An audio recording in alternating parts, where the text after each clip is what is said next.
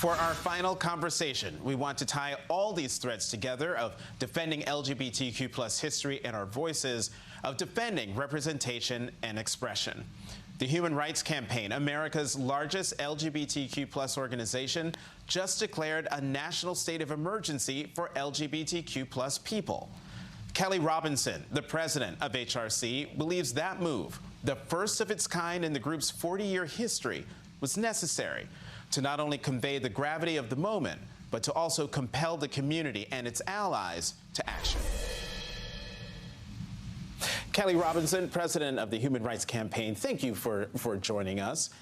You know, your organization just declared a national state of emergency for the LGBTQ plus community. Tell us about that decision. Absolutely. We have seen a horrific increase in anti-LGBTQ plus pieces of legislation across the country. I mean, over 500 bills introduced just this year and nearly 80 signed into law. So this was a moment where we needed to make it clear exactly the crisis that we're facing. You know, families are deciding where they're going to go on vacation. Kids are deciding where they're going to go to school. And they don't know that the laws have drastically changed state by state, creating a dizzying patchwork of protections. So this state of emergency is both naming the situation for exactly what it is, and also about giving people the resources to take care of themselves and their families in the face of this truly imminent threat to our health and safety in so many ways. You know, progress, at least in this country, it always is characterized by 2 steps forward, 1 step back. 2 steps forward. It seems like we're going 1 step forward and 3 steps back with all of these laws, the 500 plus laws around the country that are being proposed. Why do you think in 2023 LGBTQ plus people are under such attack? Because our opposition knows that they're losing. I mean, the same horrific things they're saying about trans people today, they said about lesbian, gay, and bisexual people 20 years ago, but now the Respect for Marriage Act is the law of the land.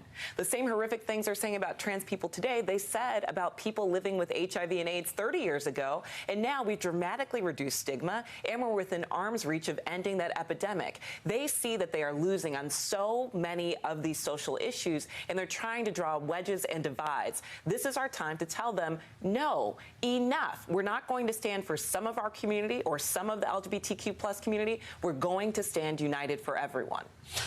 This special is titled Defending Pride, which you are doing wonderfully right now in these answers. But talk to us about the importance of queer visibility, of being out and open and feeling safe to be out and open.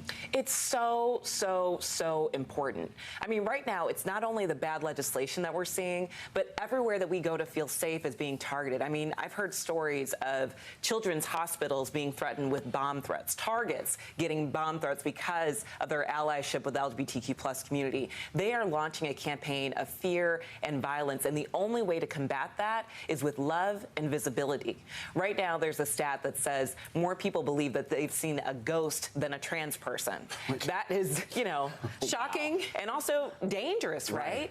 Because that lack of visibility seeds way for fear. This is a moment for us to talk about the trans community, to be open, to share our stories as allies so that we can create the visibility needed to change hearts and minds and ultimately to shift policy. Okay, love and visibility, but more specifically, how's the Human Rights Campaign fighting back in a broad sense? We are showing up. I mean, our work is about advocacy and building people power. So we've got more than 3 million members all across the country that are ready to take action on these issues. You know, our community has stood up and made sure that we ended the discriminatory blood donation ban for gay and bi plus men.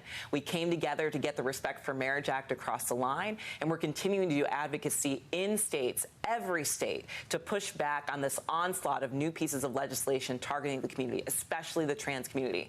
And we're not going to stop. It's so important this year that we take our power to the polls and that we make sure that we continue to have our voices heard, especially in this race that's coming up for the presidency. What advice would you give to people who want to join the fight? Show up with us. You can always join the fight at hrc.org.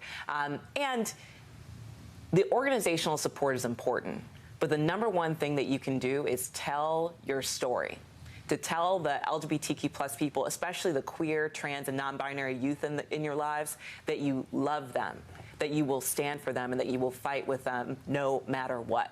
That fight can be done with the Human Rights Campaign, but it can happen every single day when you refuse to be silent on these issues. Before we go, you know, there are lots of people who are watching, queer people who are watching, who are afraid.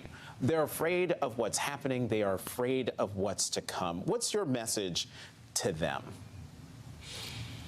I'm sorry.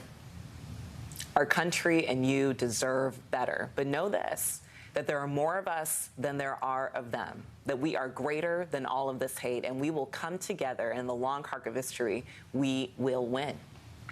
Kelley Robinson, president of the Human Rights Campaign, thank you very much.